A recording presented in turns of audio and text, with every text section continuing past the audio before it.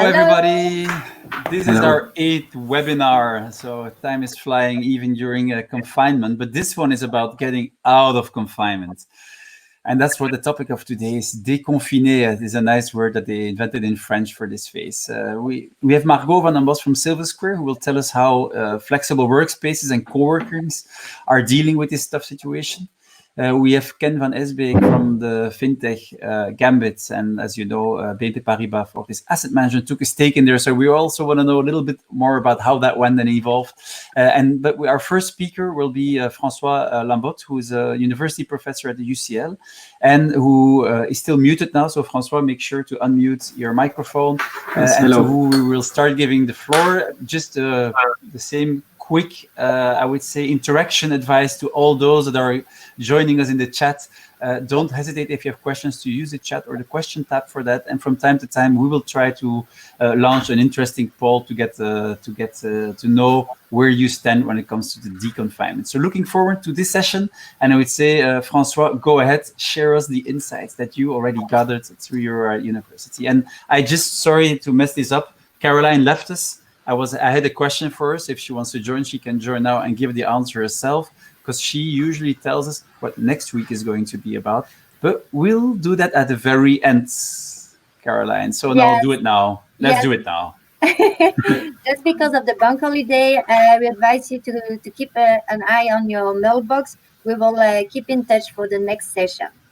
So that's it. So although that this is fully digital and we're about fintech, we do respect the bank holidays. Isn't that fantastic? Exactly. So, and with that, we now go back to you, François, about déconfiner. Tell us more about what you found out about and what we should all respect in doing that. Hello, everyone. Do you see my screen? Yes, we do. Okay, great. So what I will share with you is the results of our survey that we made with Mood Factory about the internal communication during the COVID-19 crisis, and what are the lessons that we learned and what's next in the reopening or déconfinement. So it's a collaboration between UC Louvain and Mood Factory with the support of Innoviris. What surprises us is really the satisfaction level that we have during the crisis compared to normal times. If you see, we reach an average of 7.4 out of 10 in average compared to 6 out of 10 on average during normal times. So it was really a surprise for us to see that we reached such a level of satisfaction during the crisis. So what has been done so well, and what can be explaining the success of organization in terms of communication? So what we saw basically is that really companies got back to fundamentals in terms of communication. And so I will go and explain what are those fundamentals for us, and explain them, and why also it is important to pursue the effort to maintain those fundamentals in the next months. So a regular, proactive and reassuring communication was also key. Some people were really impressed by the proactiveness and also the clear information that they got as regards the crisis, but also what it has as an impact on the organization, task organization, and so on during the crisis. So regular, clear information were key, but also a reassuring tone. So companies were really making an effort to have not a dry communication, but really an empathic communication with their employees. A second aspect that really came out of our survey is the fact that people were able to find clear information. So the fact that they were able to reach fast information on internet platform or social media platform proposed by the organization, were able to ask questions, but also to get answers. But because if you accept that people interact on your platform, you should also make sure that you answer their questions. So those were really important aspects related basically to information to employees. The third aspect is really the human side of communication and the empathy that really organizations showed in their communication. So they were taking care of their coworkers, and they were really conscious of the difficulties that most of us were living in this situation. So a lot of us are teleworking, and a majority of our respondents had children, and it was also important for them to see their organization being empathic and understand the situation. A red flag to raise here concerns temporarily unemployed that were not satisfied at all in our inquiry as regards communication of their organizations. They don't see clearly how long this temporary unemployment will last. They don't see what will be the future of their organization. So this is a key lessons that we should take care of in the next months, I think. Fourth, the place of human. It's a bit different of the third. I mean, here is what do you put in first priority? Is it the financial or the economic aspect of the organization, or the health of your employee? And some of the companies that, or at least the witness that we have, show that some of the company were not really good at that. They were showing more, they were putting more emphasis on financial and economic aspect of the crisis rather than how their how their employees are feeling during the crisis. So this is really something that we show as something that could be good or bad in some of organizations. So roles and task priorities are also important. It's really day-to-day operations that we are talking about here. The idea here is that during the crisis, you should be clear about what are the roles of the people in your staff. So what has changed or what is still important in their daily task is also important. But also you should re-explain as a middle manager what will be your role in the next future.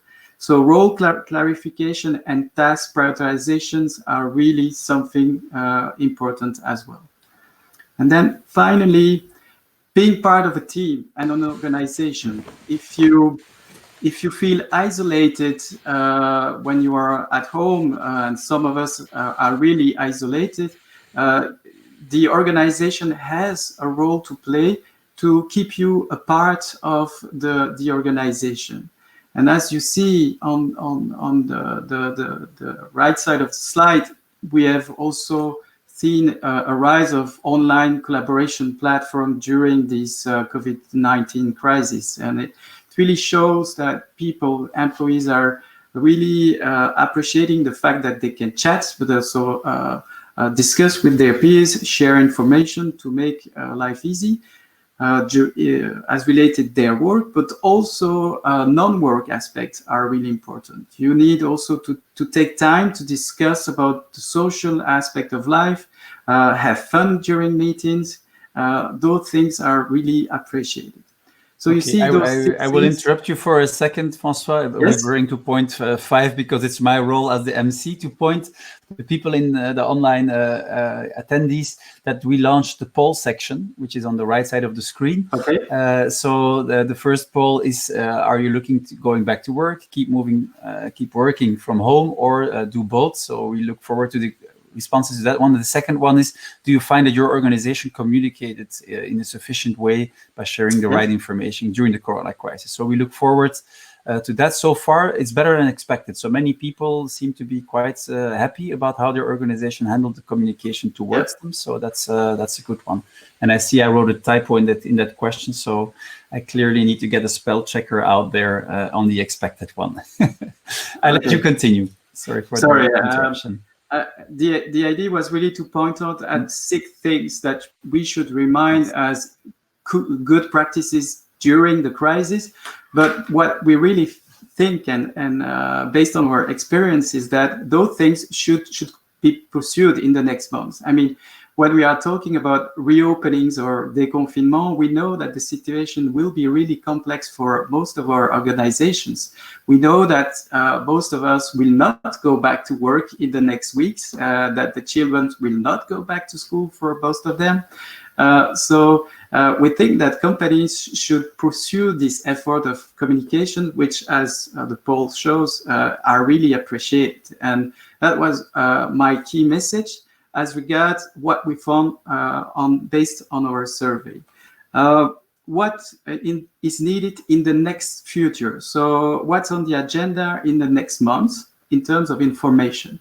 Clearly, people want to have more information on how the reopenings will put place, will be implemented in the different organizations. So this is really the key topic in every organizations right now. The next one is the situation of the company. And this is a turning point, I think. We were in the middle of the crisis. Now we are feeling that the economic aspects of the sustainability of different business is the first topic, and it will be the topic for the next months, but also years, I guess. And those 2 points are really important to have in mind.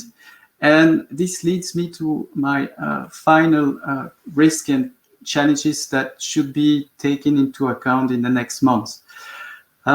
First, health. Our mental and physical health are clearly at risk right now. Of course, COVID-19 is an issue and we know it, but we have to pay attention also to work and family stress. I mean, we know that most of us have the feeling to have work more from home, have a lot of pressure on our shoulders. There is also the family situation to handle, and it can really raise the level of stress for people. And ergonomics, and we will talk about it, I guess, with our next speakers, is also something important. Some companies have not made the effort to offer good material to work from home. Some of us are working on small screens and small laptops, don't have a good chair, and those aspects can really cause many problems in terms of health. There is a switch, I think, to look at in terms of trust. What can explain, for me at least, the high level of satisfaction may be the trust in our management. But trust is something really fragile, and you see with the public transport STIB or Ascens Brussels Airlines, it's only the beginning of another type of crisis, which is economical, and it might change the situation in terms of trust given to management. And finally, motivation and engagement is something that will depend on senior and middle management, and it will depend also on the way they will pursue the effort to take care of their employees and recognize their efforts. Be clear also about the transformation as regards the new normal. What will be the next, what is the mission, the vision of the organization? What will be the next big project for the organization should be on the agenda. And finally, be more than empathic. I mean, empathy is really something important, but it's not enough. You should also be committed, honest, and competent in the way you address those issues. So I thank you very much. So if you want to follow our reflections, we are, right now, we are doing some persona related to different situations, and you can find all of them on moodfactory.be/blog. We have 2 of them issued right now, Back to Work with Public Contact, and the last one that will be online today, I guess, is Home Office Hybrid Situation, which is the situation of most of us, I guess. So I thank you very much. So stop the screen sharing. Is it working? Okay.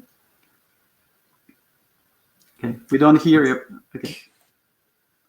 That's because I'm unmuting and Caroline is doing the same at the same time. So we're like fighting for giving that reflecting, but this is fine. I'm launching we were, as you saw, we launched polls before. We have the chat. So people that have questions, do not hesitate to reach out at this point in time.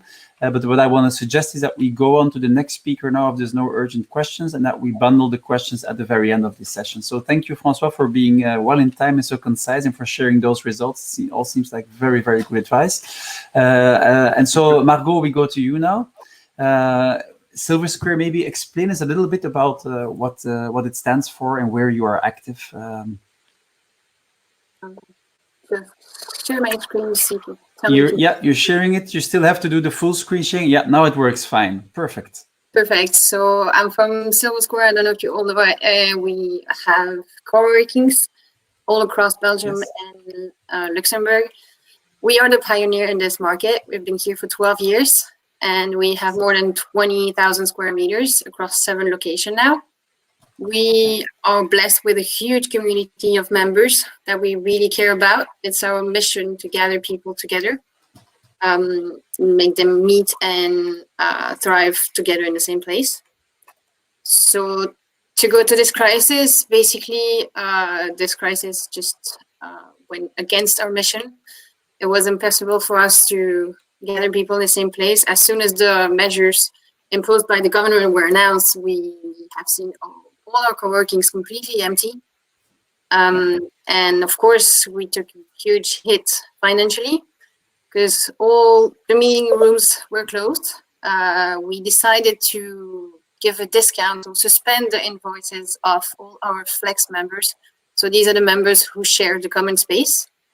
And since our members are mostly small companies, very fragile, some of them were hit very hard by this crisis and had to terminate their contract, unfortunately.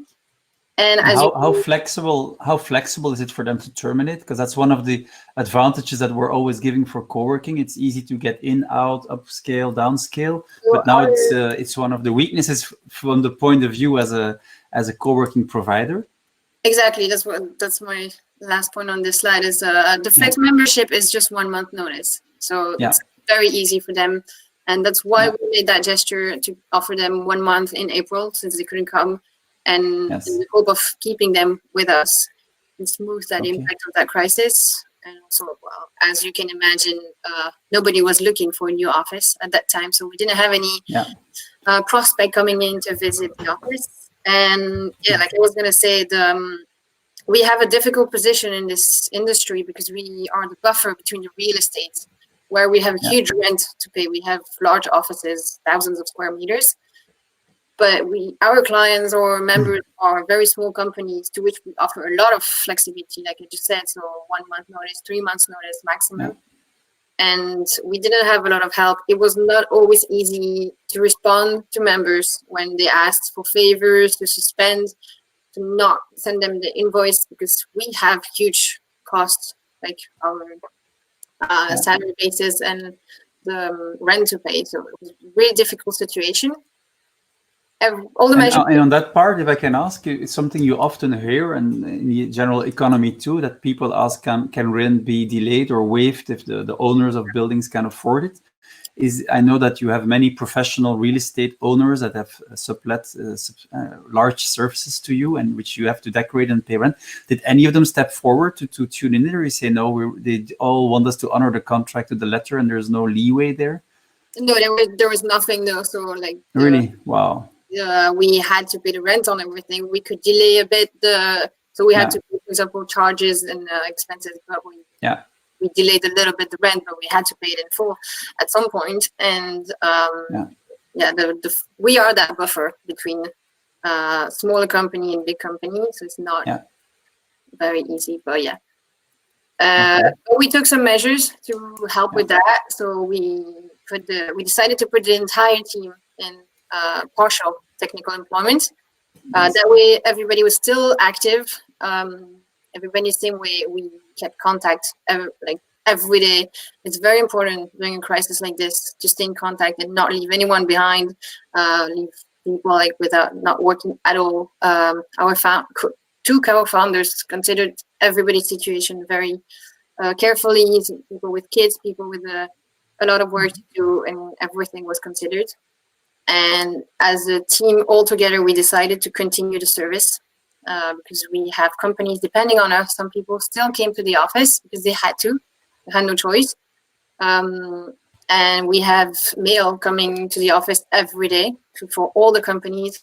So we organize ourselves in shifts, and we had a team coming to clean every day, making that space super safe for everybody that had to come in. And of course, one of our main activities, our community, to be focused on them, like not seeing them was really difficult for us. So we had to reinvent ourselves, reinvent the way we were in contact. And we sent a lot of newsletters, but we had to do more. And we created a blog, which we didn't have before, as you can see on the right. And it was an opportunity for all our members to offer their tips or still offer the service, because we do like to put them in contact with each other. And we had a lot of demand for content for this blog. So everybody kept sharing ideas of their tips, service that they could do. And finally, one of the very important thing for us is the fun. Stay in contact, not only for work, but for fun and social activities. So we organized a lot of webinars, interactive webinars, and digital afterworks, drinking afterworks, and it was a great success. People really enjoyed it. So as soon as the government announced that B2B could go back to work on the 4th, we didn't know what to expect. We didn't know if everybody was going to come back to work at the same time or slowly coming one by one. So we decided to put everybody to full-time employment, go back to the full-time opening hours. And we had a great focus on convincing people that it was safe. If they had to come back, if they wanted to come back, they could. We have some people coming back now, slowly. It's not the rush that we expected, but it's better that way. It's safer. And our two co-founders even did a little video to show how to behave in the co-working and everything we have been doing to welcome them. So I'm just going to show you now a little extract of that video. Nice. I'm Margaux, and I'm Alex, and we are Silversquare co-founders. Physical distancing and discipline are the best weapons to defeat the virus. And to defeat the crisis, we must maintain the economic network. So we strongly believe that co-working along with home working are the best combination to win both sides. That's why together with this Silversquare team, we made sure that all our co-working spaces are properly equipped so that you can work here without any risk. First, just like us, always respect physical distance. Therefore, we have put stickers on the floor that will help you to keep distance from others for a while. Luckily, we are finalizing 12,000 square meters of new Silversquare co-working office space. This will allow you and your team to work from these premises and to better accommodate the physical distancing. In our sharing spaces, we have highlighted the distance that should be respected between each other. The cleaning team is keeping everything tidy. Just please make sure that you clean your desk after using. When you hold meetings, please bear in mind the following rules before entering. Lastly, please act responsibly, follow the government's restrictions, and see you soon and safe.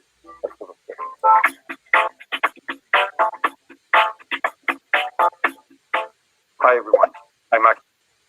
So very good advice. That was I think then it's definitely applicable to many other company settings too. And I think everybody's reorganizing also, and that was the routes in their offices, how you should walk to avoid crossing. And so, how tough was that for you to reorganize that in the open workspaces and in the flex workspaces that you operate?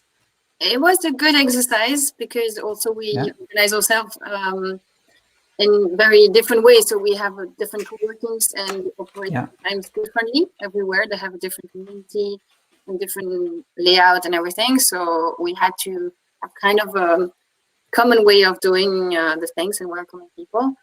But it was a bit of a challenge, but it was really interesting. Everybody gave their ideas, and at the end we came up with a compromise that everybody is comfortable with. That was the most important. Super. So, also like Axel said in the video, we're opening new co-workings. I'm sitting in one where we just launched this week. Right now, we're opening a new co-working, and we are convinced that co-working is the solution. The conclusion and what we're taking out of this crisis is that it will accelerate our vision. Although we went through a difficult time and we're definitely not out of the woods yet, co-working is the solution. We have seen that, and we have heard that people with old-fashioned office, so very costly and inflexible, they had to pay this. They rent without any inflexibility in coming out of their contract.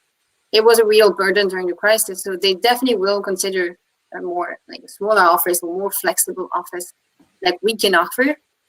The myth of working from home, which is not efficient, people actually don't work, it was wrong, it was proven wrong. People can work from everywhere. We have seen it during this crisis. And working from everywhere, as we have also seen, is the solution for mobility. And Brussels was completely empty. The planet is going to thank us for that. So all this is showing us that co-working is a solution, and not only because we're going to work from home, it's also because people also need an interaction, real interaction. I bet you all missed seeing people in real life. Doing Zoom and digital meetings is not completely the solution. It's great, a lot of meetings can be emails, but you do need to see people at some point, and that's what we want. We want you to work from what you can call home. Our co-workings are all different. You choose which one you feel more comfortable, but you still have colleagues, you still have that coffee break interaction with people, and that's what we believe in. And do you already feel that this is picking up now? Because in my personal feeling, it's still very early in the déconfinement to see a take-up of people doing that. Can you already see? Because what I hear is that some people, especially the one with small kids, they definitely want to go back to separate better their personal lives and their business lives. But they're still, I would say, stuck with the small children who can't go to the crèche or to school and kindergarten. But many people anticipate that those will be the first one that will be very happy to join a professional working environment. Is this something you can relate to, or do you have like signs in the market about that? Well, definitely, we have people are coming back to the office, and they're so happy to see us. So we have a great connection with everybody. So they're really happy to see us. And of course, the one still that have to work from home is because they have kids that have to take care of. And the situation is very specific to this crisis, that schools are closed as well. So we imagine, when we think about working from home in the future, we don't imagine with the kids at home. But still, that's why I focused on the fact that we miss social interaction and seeing real people. Because if you work from home, even if you don't have your kids with you, you're gonna miss talking to actual people in real life. So they will come back. It's the only reason they can't come back is because of these measures, or they have obligation to stay at home. Yeah. Okay. Well, big thanks already for being so open about how you've come through the confinement. Nice to hear that your founders were empathic and reached out, and everybody felt that, and that your customers are loyal and picking up again. So that's the good news as we come out of confinement. I would invite everybody to use the question and chat tab if you have more questions. We had a very good one already for François, which we will cover, and he's been already answering it in the text tab. But before we go into the Q&A phase, I would like to invite Ken van Eesbeek on stage. He is one of the co-founders of Gambit. And I said in the introduction, BNP Paribas Fortis took a majority stake in his fintech. And so he has been among the first ones that I know in the Belgian fintech community that joined a larger partner. And so first of all, Ken, I would like to invite you to unmute so we can hear what you have to say. And secondly, to prepare your slides so we can also see what you actually had prepared for us. But while we wait for that, maybe tell us a little bit about the company first. And you're still muted. So if you, now it's fine. We hear you. Okay. I think somebody did it for me. Thanks for that. Can you see? That's Caroline. Screen in the meantime? Thank you, Caroline. Yes, we see your screen, and now it's on full screen. That's fine. Yeah. Okay, good. Thank you. Well, first of all, yes, I'm not one of the. Claiming that I'm one of the founders. I was very early in the company, but we were still around 10 to 12 people. Okay. Or around 80 at this point. I've seen you around for so long in the company that I became a bit the face, especially in the fintech community. Yes, that's why I made the connection. But so yeah, exactly. So it's good that I apparently I showed the enthusiasm of a founder. So that's good. So maybe a little bit of context for those who don't know Gambit, what we do. So obviously we're a fintech company, but we're more specialized in everything that's related to investment. So bringing people from safe to invest in a safe way, and that can be in 100% digital way. So most people know our technology as a robo-advisor. So people who, like the majority of the people who don't know what investment is like and don't want to know, they have other things to do. What exactly is the financial market? It's also a very scary and complicated world. Giving them a way to easily invest money in a, let's say, less costly and interactive way. So it's a 100% online vision. But of course, we work for banks, and they're still also present in the physical world. So this brings nicely together during this confinement, also the struggle of the banks.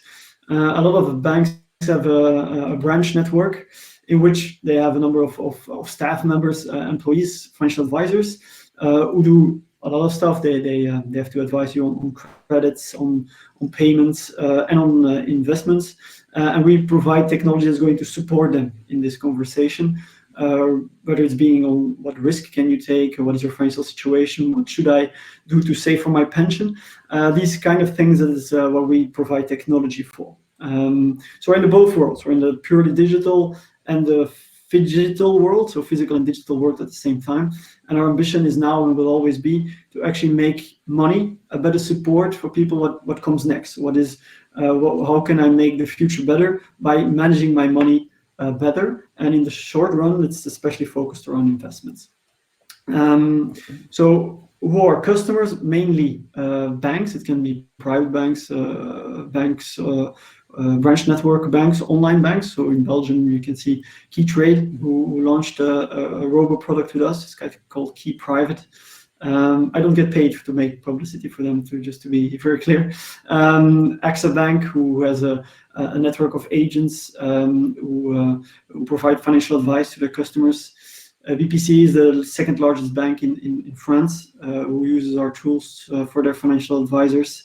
And there's a lot of there's a private bank there as well, like in France, Banque Privée de France. Asset management. So you can see it's a wider spectrum, but all with the same mindset, supporting the customers in their investment business. Now, before you go to the company, also. Exactly. I'm going to interrupt you for a second, Ken. I hear there's a little bit of delay between us, but I find it super interesting to see that although that BNP Paribas Fortis Asset Management took a majority share in your company, they did give you the freedom as a fintech to continue to operate and negotiate deals with even direct competitors such as KeyTrade Bank, which is offering online investment solutions, or Beobank or AXA. So is this something that you can confirm, that you keep going to other banks too with the solutions, although that your shareholder is a bank? Yes, absolutely. Well, just to be clear, our shareholder is not a bank, it's an asset manager. So it's BNP Paribas Asset Management, who you could see it as a venture capital, took a stake in a sector that they believe in, and also they believe in a sector that is challenging their way of working. Asset managers working on funds. This is a completely new way of interacting with your investments, and actually they're pushing us even further to go outside the group. Okay, wow. You have to see that BNP Asset Management is also a provider of products inside the group. So Fortis is a customer of BNP Paribas Asset Management, of course, a privileged one. But Fortis, you see a lot of green logos with stars in them. Exactly. So we have a privileged entry, but none of the entities in the world or in Europe are obliged to use our technology. They can still use another provider, and sometimes they do because they already have, let's say, a relationship with them, or already have bricks, and it's easier to take a brick of that provider. It happens. It's completely a possibility, and we can only grow, and I will say their investment can only grow if we provide this technology to other banks. Okay. So in that sense, it's a balanced partnership that we have. with the let's see, the advantage that there's some stability in our capital structure. The questions of, well, priority, are you going to be there still next year? Those questions are no longer there. But of course, there's a questions on competition. If I, as a bank, I invest in a fintech that is part of my competition, isn't that actually subsidizing my, I will not say my enemy, but at least the competition? These are legitimate questions, but on the other hand, all our customers have always been competitors, and there's a lot of technology providers who have banks in their capital as well. So I think there's pros and cons, but the pros are outweighing the cons at this moment. Which brings us to the last point, and then I stop talking about who we are, just to get a good picture of in which situation we are. We're not only B2B, we're also B2C. So we launched a robo-advisor called Birdie, 100% online. So the advantage is that we don't have to close it during the confinement. And it's actually our way of showing the world that we believe in the technology. It's that we can make it regulated, that it operationally works, and people can test it, so you don't need a lot of proof of concept to show that the thing works. So it's active in Belgium, France, Luxembourg, so you can easily download the app and give it a test, give it a go. It's mainly focused on retail customers, starting from €1,000, fully automated with a fixed fee. So talking about the situation, let's say physical situation of how we work. So we have a main office in Liège. So we were born at the University of Liège. It's not the center of the financial world, not yet, at least, but this close connection with the university is still there, and the bulk of the people that work for us are there. Let's say 80% are in our main office. We moved, let's say, I think it was 2017 or 2016, to a larger open space where we were first in a 4-floor apartment, which became too small. It was very good for health. You had to walk up and down all the time. This is an open space where we can move desks depending on the projects that we have. So the agile way of working. Projects change, which means that teams change. So we sometimes have to rearrange the way that they are positioned. So this gives a very interesting part in terms of logistics, in which I'm going to come back in the deconfinement point. We have green spaces, meeting rooms in which you have to stand up, so to make it a bit more dynamic and make sure that people don't stay longer than they need to exchange. So this is, let's say, where the brains and the majority of our code is made. On the other side, we have more commercial offices, like in Brussels, like in Luxembourg.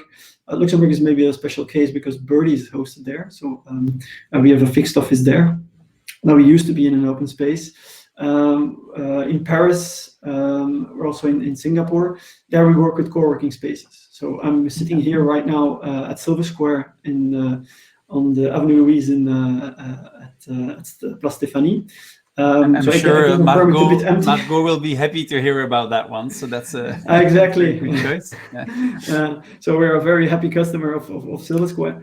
So this nice combination of flexibility and, let's say, having a main office where we have a lot of people moving around who like their fixed space. And can I ask you a question about that, Ken? Because you are a co-worker. You were also at WeWork. What was they were a global player. What was your feeling in communication that you got if you compare both of them? Well, we are at WeWork, but I don't have a card of WeWork, so I'm not in the, let's say, the mailing list of them. But I got the WeWork of Silversquare experience. So what was pretty clear, they communicated pretty clearly on what you could do, what you can't. There was video. So this keeping of communication without spamming is very important. It's something that we adopted as well in the B2C.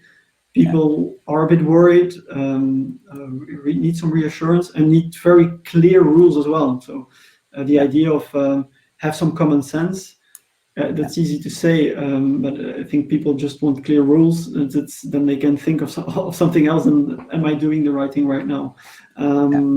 So that kind of experience was pretty good, actually.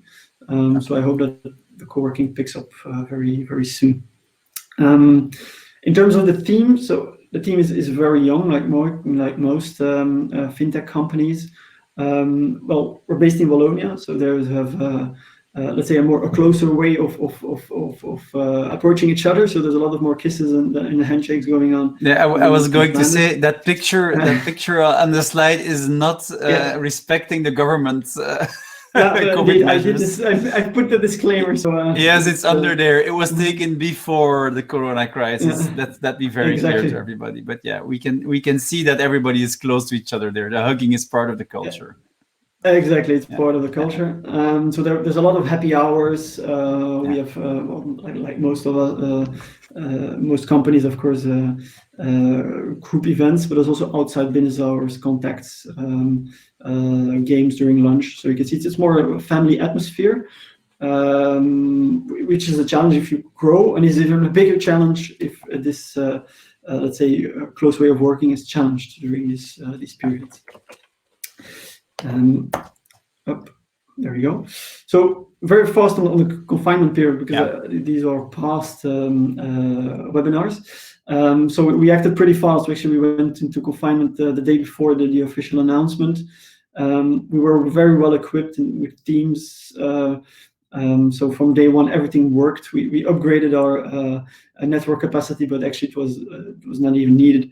We have daily stand-ups. We keep regular contact with our customers as well, which are large banks who already have projects on the run. So I can say that a lot of the majority of almost all projects just kept the same pace as they were ongoing. The main slowdown was some, let's say, production freezes that we experienced, that the banks imposed. So we had to wait to install stuff. But the development itself, we continued going. We had enough in the pipeline to continue going. Everybody had a second screen, so that's what I heard in the beginning as well. It's very important to have equipment for the people. And we were very clear on the dates from the beginning on. So this is going to go for a while. 2 weeks ago already, we announced it's going to be 1st of June at the minimum. So people already had a good thought of a good idea of how do I have to organize itself, and don't have to watch the news every week or 2 weeks. Will it be next week? No, just prepare for the worst, and then we'll try to handle it from there. So we're working now on an exit strategy. Actually, this is. I had actually a meeting with the HR manager yesterday. This is unofficial news. So if there are some people of the company in the webinar, they don't know it yet, actually, because we have to validate some stuff, but we're working on it. So probably from the 1st of June, date to be confirmed, we will have a reopening of the office for those who want to.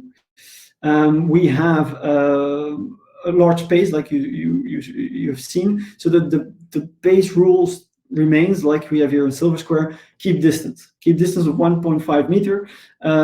Masks will be distributed, but the main thing is masks are only, let's say, a small part as a help. It can even be a false feeling of safety. So keep the distance. That's why there will be disinfectionary gel at the entrance at multiple places in the office, and there will be a disinfecting cleaning of the complete office every week.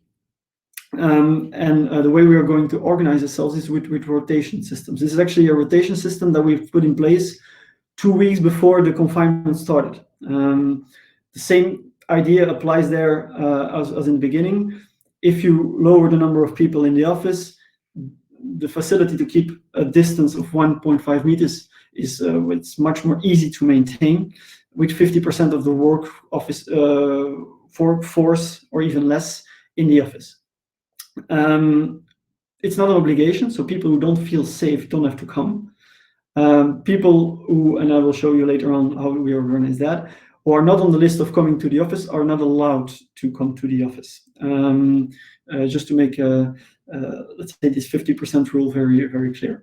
There's always exception possible, of course, people who have difficulties with their children going to school or not. So we can make exceptions, but there's always a general rule that we can try to maintain. We try to keep the groups as fixed as possible, so to create bubbles. If you ever have an infection, so you can easily identify where it has been, it could have been distributed, if I could say so, contaminated. We will have labels to indicate where people can sit and where they cannot. And if a spot is already taken, it's clearly indicated who can sit there, so that it cannot be taken by somebody else. We have created 7 scenarios at this point of how we are going to alternate, and we're going to, by next week, decide on which scenario we're going to use. If you look here on the top, you have, let's say... I'll interrupt you for a second. I just launched a poll to see if other people are doing this too. So I know there's still a bit of delay on our line, Ken, but so I launched a poll with a similar question. Who will have rotation systems? So I'm curious to see if others are following that. What the result of that will be. So for the people... Go on. Exactly. So here you see a map of how the squads were organized, so around their, let's say, aisles before the confinement. And I took an example of one squad. Is composed out of a scrum master, a quality officer, some developers. I think the connection dropped this time around, so we'll have to. I would say this is a good time for everybody to fill in that poll on the rotation system. I do hope we get to see Ken back on this slide, because they put a lot of time into anonymizing the schemes that we saw there, and to make sure that we can see how nicely they thought this out. And while we wait for Ken, maybe François, question to you. When you see the measures they've taken, and with the academic knowledge you have on this field, can you comment on this? Is this something you see a lot of companies doing, making this sort of adaptive schemes? And I know you're looking for the unmute button. It's when you hover over your own image, it pops up and you can do it. Or Caroline can do it. So now it's unmuted. So everybody is doing. Yeah, you're unmuted. Okay. Let's keep it that way. I have, we can hear you now. 30 triangles on my screen, so I cannot find the button. But anyway. No problem. So if you can comment on what Ken has just shown, and especially this rotation system, is this something you're aware of that others are doing too? Yes, indeed. So there's a lot of discussions to know how you will organize shifts in organizations in Belgium. And I know that people are the HR department was first a bit astonished by the fact that people said, well, I don't want to go back to work. So they had to adapt to that question. And I said, well, we need to find a hybrid situation. Basically, those who can stay at home should have clear rules for that, but also you should have clear safety rules for those who want to go back to the home office, to the work office. Yes. Okay, that's good. And did you hear this from banks too? Because it's something that I've heard. And if there's bankers in the chat, please reach out. But it's one of the things that many of them told us for years. They were told, no, you cannot work from home. And then boom, since March 13, they can work from home, and they got the tools in the meantime. And so it's going to be very hard to get them back in the commuting and the coming to an office. They want to come to the office in a part-time way. That's what I hear. But the full-time going to Brussels, the headquarters, is something that very few are looking forward to. Yeah, it was a huge difference in the first survey we made during the first week. We asked this question, and people thought, well, it will go back to normal. We will go back to the office. And we asked the same question 3 or 4 weeks after, and then the answer was completely different. People expect that they can stay at home, at least part-time, in the next future. So yes, definitely people want this crisis to be an opportunity for some changes. So that's super interesting. I think also if it's academically validated that this feeling and this choice has evolved over the last few weeks, and it's probably here to stay for a much longer time. And maybe about satellite offices, Margaux, can you say something about that? Is this a request, or are you anticipating companies needing less square meters in their headquarters and moving part of that into flex satellite offices nearby their, or team-based, or Scrum mode, agile-based? We've already seen that before the crisis, actually. Okay. Wow. The flexibility working is already being requested, and we have co-workings a bit everywhere in Brussels, and we're extending in Belgium. So we have Zaventem, and we're planning to be everywhere in Belgium, and which is very important for companies when, for example, employees when they go meet people somewhere else in another city, that they can just spend the end of the afternoon after the meeting working from there.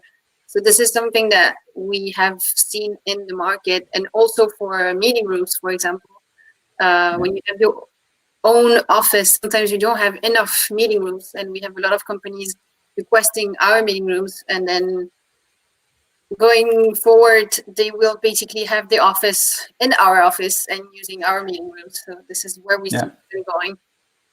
Okay, interesting.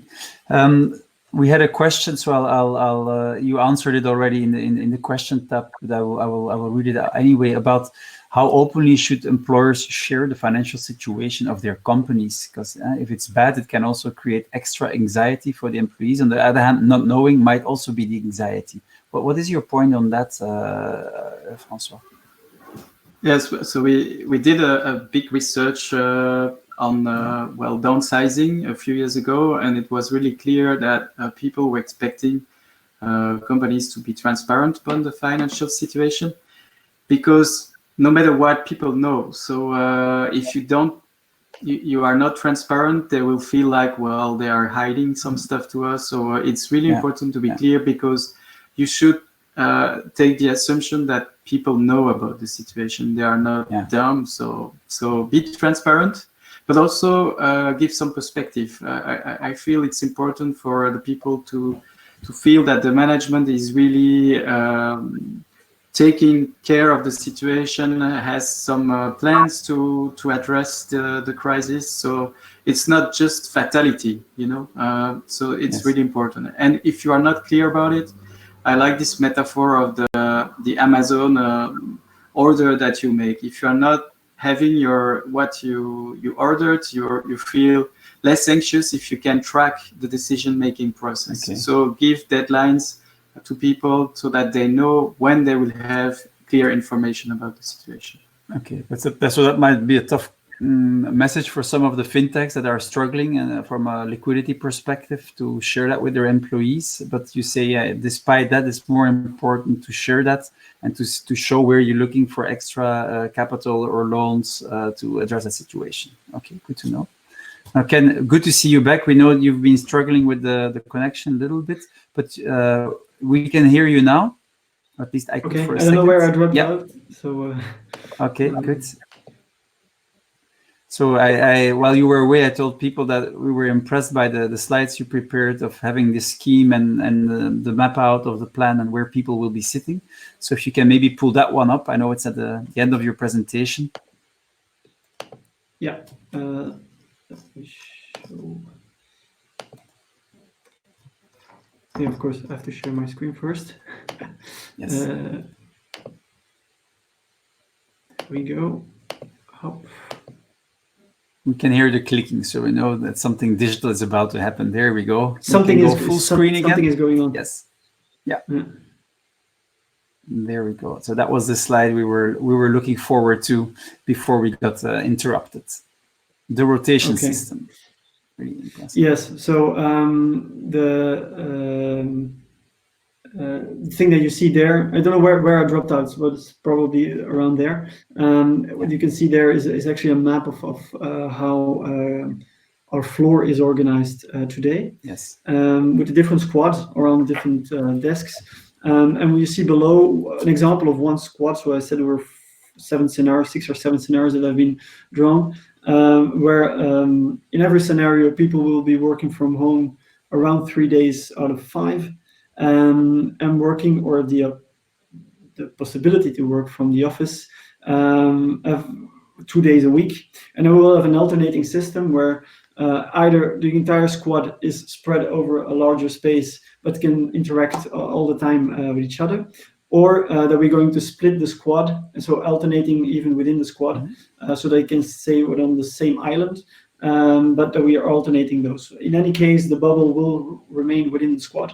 And in any case, people will have the option to choose to work from home if they prefer to, and not come to the office. But so that's the idea.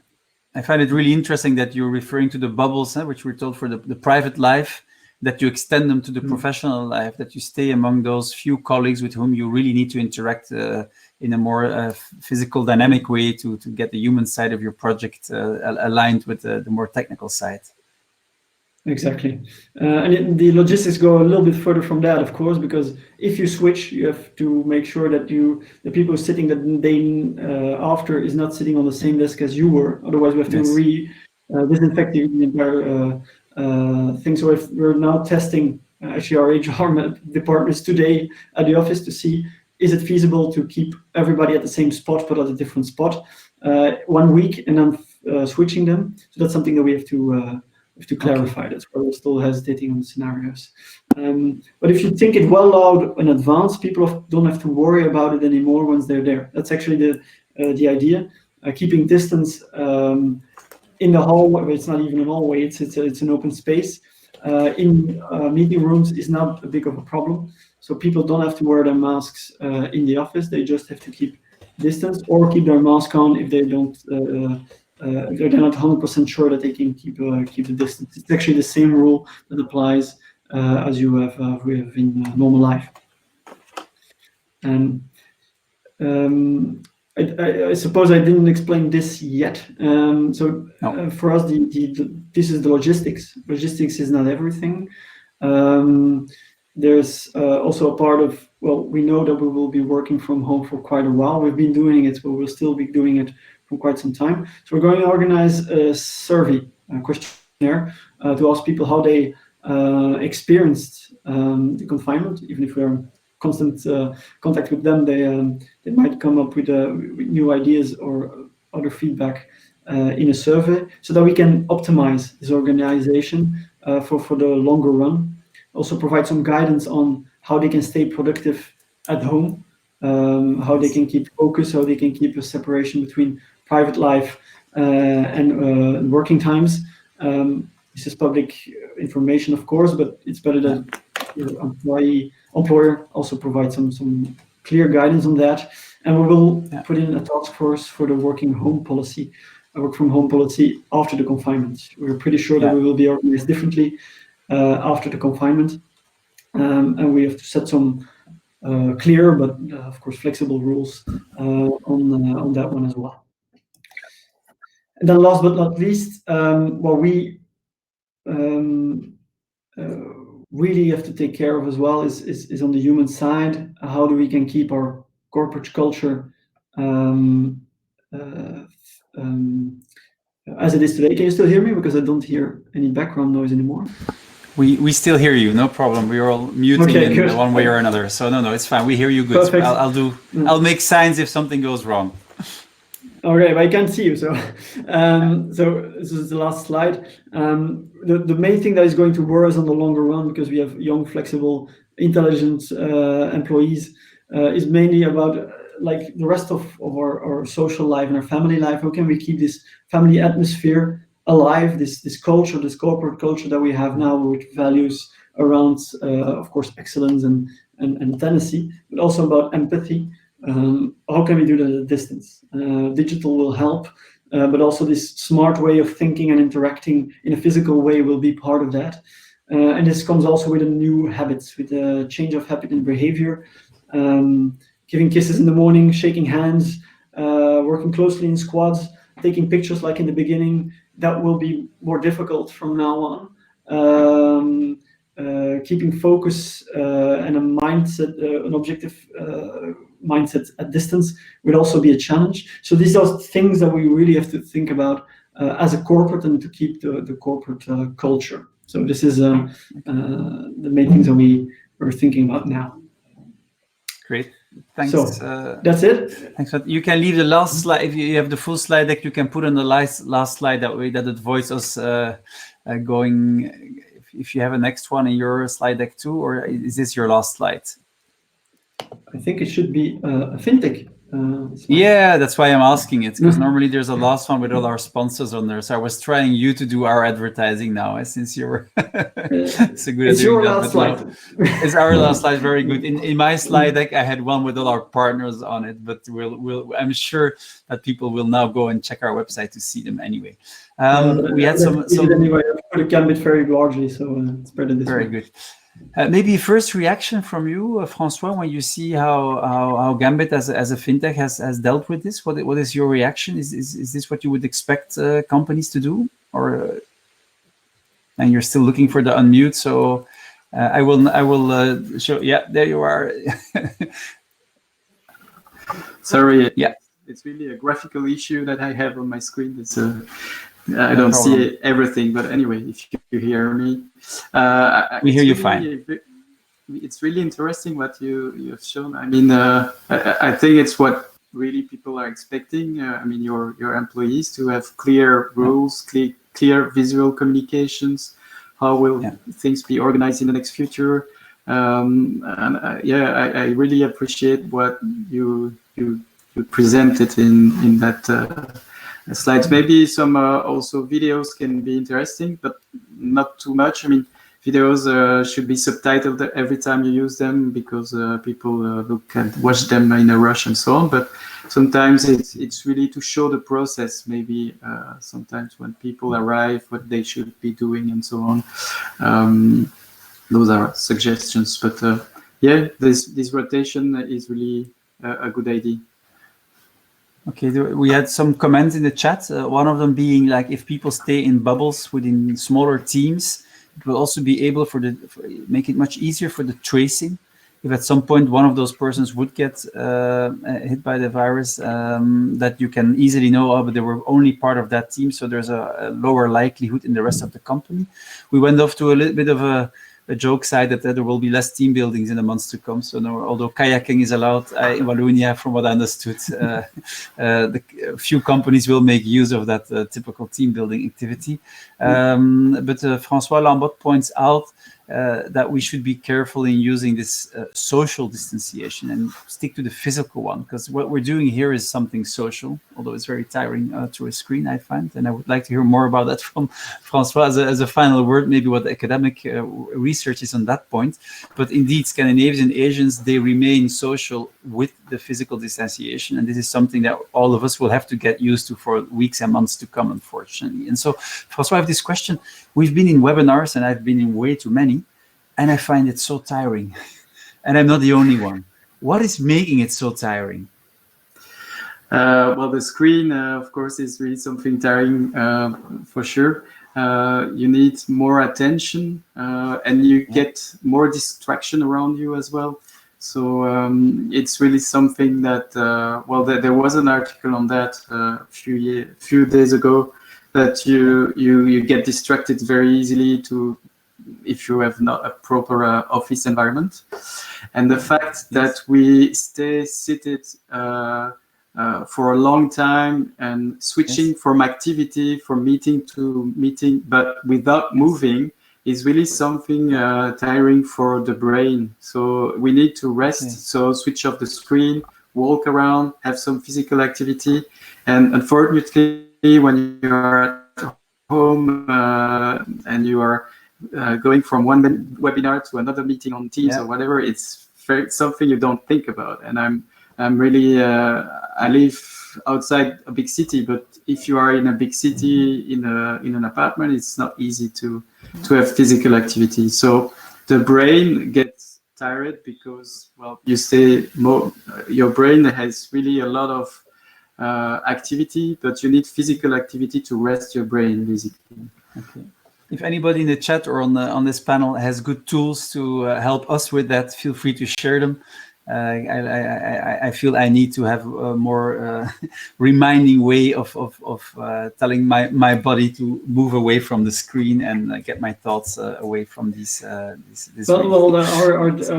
infrastructure department apparently launched, I don't know how it's called, but it's indeed, if I'm sitting too long at my desk, or clicking too much, is giving me a notification. Even after 8 hours, it tells me the day is over. You can still work, of course. It's not going to block anything. It's also in the Microsoft cloud, so nobody of the management can see what actually is going on. But there's a little helps to say, oh yeah, that's right, I'm sitting here for 9 hours now, maybe I should close. Okay. Or even the physical movements. Yes, I see that François was showing about that too. Yeah. Mm-hmm. Good. I see Alessandro Guillaume saying, check out the Pomodoro technique, which is indeed about that of focusing and switching off and on your activities and planning that. Are there any other techniques, Margaux, that you've seen people use in co-working environments? Well, in co-workings, we believe in changing place and position. So we actually believe that staying at the same desk for 8 hours and working straight there, you can't stay focused for that long. So that's why we encourage people from moving, and we create such ergonomics and designed environment for that, so that you can have. But that's now very hard, because at the same time that used to be the case, but now that means you have to disinfect wherever you go, whenever you left the workspace for the next person to arrive. Or what are the? We saw the video where this is being told, but is this something people will do, or are they doing it right now?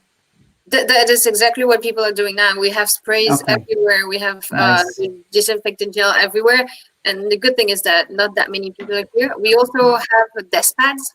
So it's like those huge pieces of paper where you can just put your laptop and everything on top. And then you actually don't touch the surface, which is underneath. So that was one solution that we have. Okay, well, I would say we have the Pomodoro technique explained in 2 lines by Alessandra. 25 minutes of work, 5-minute break, a proper one, walk, sing, go run, dance, read a paper, and maybe it also can help you to manage your kids in similar scheduled ways. And I would say with that very good advice, we've reached the 1 hour, and we try to keep our own timing also around that time. So I would like to thank our 3 speakers and everybody on this session for your interaction. Keep an eye on our future events. Caroline will announce them next week. And we'll be thoughtful about the bank holiday, and really hope and look forward to see you all at our next session. And many thanks to both Margaux, Ken, and I would say François for being with us. I would say see you soon. Take good care of yourself, and hope to meet in the real world again. Bye bye. Thank you very much. Bye.